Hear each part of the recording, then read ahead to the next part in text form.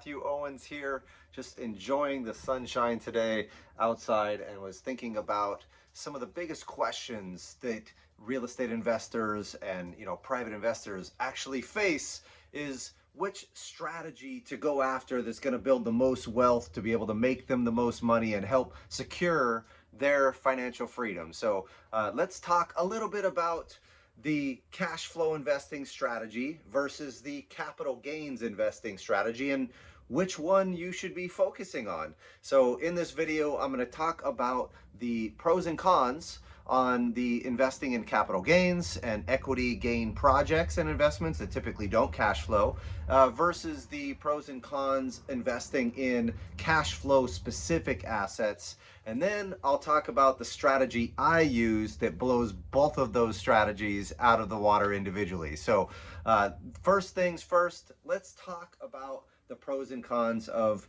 equity or capital gains focused like investments with very little cash flow, of course. So what are those types of projects?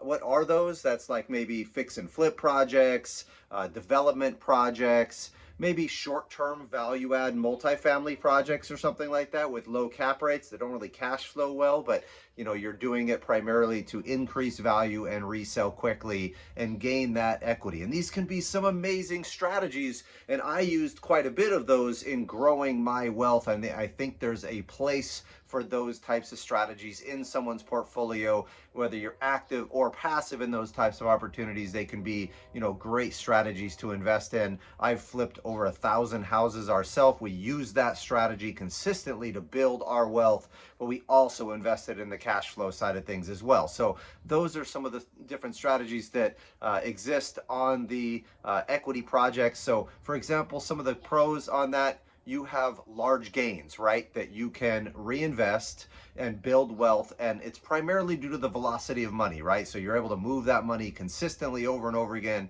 and get big chunks of capital, and your return on investment is usually high. A lot of times your workload is actually high also. So you want to be cognizant of that and understanding that, hey, are you getting paid for your money and your return on investment on your money, or are you getting paid for your time also, and what is your time worth, and considering those factors when you're looking at those investments, right? So one of the other positives is obviously it's a quick turn of capital due to the short-term nature of most of those types of projects. Maybe a multifamily is a little bit longer term, maybe an extra year or something before you're able to value add that to where it needs to be. Depends on the actual lifting of the investment, how much value add you have to do. Right? So sometimes development projects could take a year or two to get approved, and then you have your flip and your construction and resale at that point. So there is some time lag. Fix and flips are usually the fastest, of course. So again, whenever deals are faster, they usually are a little bit easier to raise capital for because they're short-term in nature. So investors inherently want to take short-term investments versus long-term investments, just because they want to be able to have that liquidity back in their pocket if they are investing with you in one way, shape, or form, right? The faster they get that money back, the more they can redeploy into new opportunities that, and as they come up, right? So some of the cons associated with this equity gain strategy is it's just not tax efficient, right? You have a lot of sales costs involved and purchase costs involved each time. And then as you sell and gain that equity back, you're going to pay tax on your profit and give some of it back unless you use an installment sale or other strategies to mitigate that tax, hit, of course. So it's not an efficient use of equity when you're continually doing that over and over again. Remember, whether you sell or you hold, that equity is still there when you build it in. Yes, it could be volatile. It could go up. It could also go down as well. So now there's also a high workload with some of these equity strategies as well, right? You're having to do the work involved. My dog just knocked over my water. So you have to do the work involved in in the project in itself. You have to be able to go through and make sure that the project's going to perform correctly. A lot of the workload can be on you unless you invest in syndications outside of that, which then there's still a massive amount of work, and usually the operator is going to get paid for that extra work before investors get paid because of the amount of work involved too, right? So it takes, when it comes to the other cons, obviously the gains can be market dependent and a little bit volatile, right? So you could end up in a situation where the profits you thought you were going to make on your flip are not existent anymore because the market value dropped, of course. And then they're a little bit riskier, in my opinion, investing in equity gain projects because you don't have that downside protection. You don't have the backup strategy that is important to put in place, right? All those things are key to being able to mitigate risk. You don't have that cash flow strategy backing you up.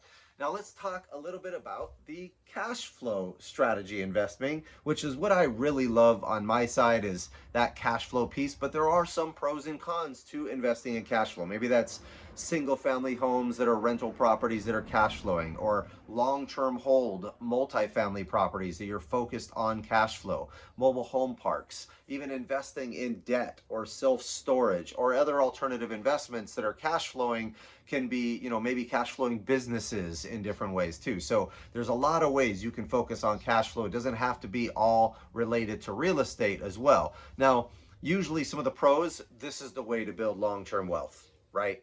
Just holding long-term cash flow, as that cash flow gains traction over a period of time and gets an increase in cash flow due to inflation, due to rental increases. Now there could be decreases as well, and we may see that, but keep in mind that the long-term approach to this is the way most people have built wealth over the years, right? So another pro is that the market volatility risk is mitigated as long as your investment ratios are in line. So if you make sure that your leverage ratios are low enough, so then you're cash flowing high enough, you'll be able to withstand a reduction in rents that occurs and still making sure you're still making some cash flow and you're not negative cash flow where you could lose the asset if you couldn't sustain that negative cash flow. So you don't want to over leverage yourself, and so it's key to be able to make sure that you can do that, but at the same time you can really withstand market risk significantly if you put the right metrics in place. Okay. The next piece is for pro is the true ability to obtain financial freedom over time, right? If you're constantly flipping or constantly doing deals, you have a job, right? It's a lot of work unless you are able to outsource that, of course. You have a job. It's a significant amount of work to be able to deal with. If you have cash flow, you can put asset management in place and not have to do a lot of that work. Now you could do the same thing if you're building a business on the equity side, if you understand how to run a business and those different aspects of things, to put the right people in place to help mitigate your time, of course. But you usually need to have scale to do that if you're doing that type of structure and hiring people on that side, right? So okay.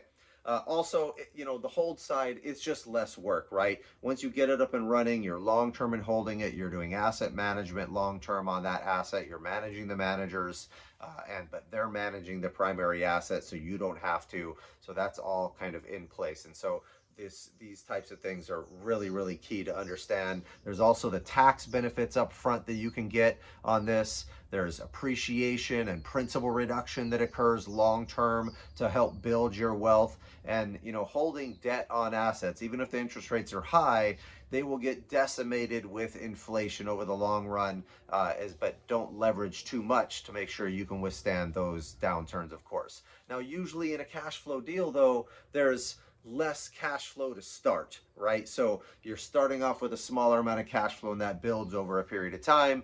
And it takes a long time sometimes to build enough of that cash flow to create true financial freedom. Whereas the equity strategy over here, you could be flipping a few houses a year and make enough to replace your salary to quit your job, right? Now on the other side, you still want to be able to replace your monthly expenses with cash flow from your investments. That can take a little bit of time unless you have a lot of equity or you're taking your equity gains and placing them into cash flow, consistently cash flow type assets to do that. But that's the way to true financial freedom, right?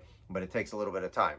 Sometimes the cash flow can be a little volatile. If rents, you might be expecting $200, $300, $500 a month, but someone, moves out, they don't pay, rents decline, there's a repair that occurs, tenant turnover. There's a lot of things that could occur to have your monthly cash flow volatile, and being able to make sure that, it stays stable. You should be allocating money out of your cash flow in reserves every single time for your overall investments on every deal you invest in. Okay. So, and usually also the capital stack that you have to put into the deal is usually longer term. That's another pro, or another con, of course, is having to keep your money in long term. Now, there are Burr method refinances where you can, buy, renovate, refinance, repeat over and over and over again, and rent, refinance, repeat over and over again to get more of your capital back. Many times you might still be in it for something, of course, on that refinance. It's a matter of what your return on investment is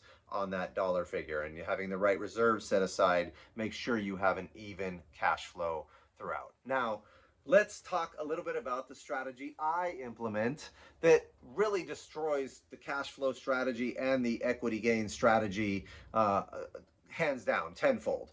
And that is when you invest, and I think everybody should be doing this, invest in both asset types, both strategies at the same time.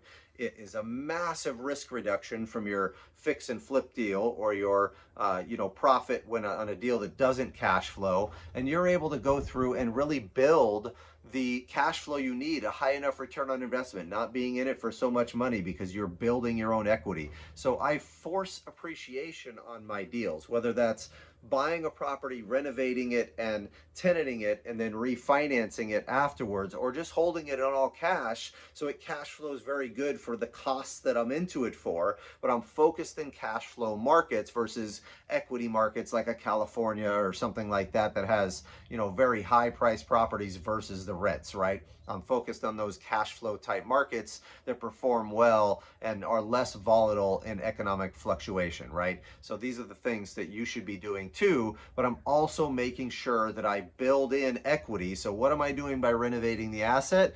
I'm increasing the value of that asset from what my cost is. So maybe I'm only in it for 65 to 75% of what it's worth after I finish that deal. And so now I have built in equity along with the cash flow that's coming in from the rental property, and I have market buffer there in case something happens. If there's a reduction in value there on the market value of that asset, or if rents drop, I'm still in a great place. I'm not going to lose the asset. There's a lot of benefits to doing that specific strategy. So all of my investments are like this. So for example, we're looking at buying different mobile home parks right now that have multiple value add approaches where you are reducing the utilities and implementing utility recapture programs. You're increasing rents, you're adding more units to the actual park in itself on vacant lots, you're renovating some of the down units that are unrenovated right now and not tenanted,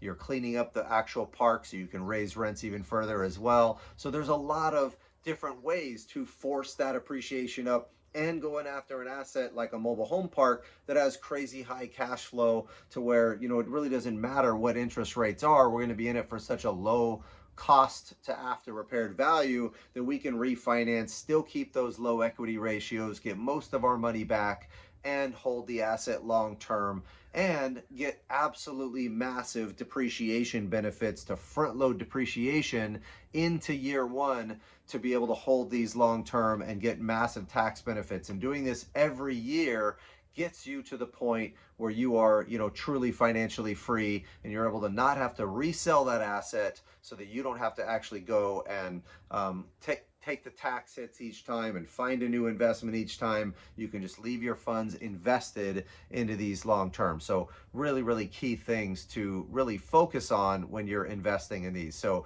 you're increasing rents, decreasing expenses, adding units, renovating units, all of these different methods to increase the value so that you are at the right loan to value or cost to value on your asset in itself. So really key things. Why wouldn't you do both every single time if you could, right? So you get the big equity pops with the actual significant cash flow to go with it. So all while saving on taxes. It just makes logical sense. So if you guys want to learn more about this or other strategies we implement, you can go to MathewOwens.com or sign up for our investor portal to see all of our deals that we come out with and understand more about our investment philosophies. You can get our due diligence checklist that we use on all of our investments on our website as well. So I hope you guys got a lot out of this discussion, and I hope it helps you grow your wealth and your cash flow streams through real estate and other strategies. Talk to you soon. Do you want to learn how to create financial freedom in your life through real estate and take your investing business to the next level?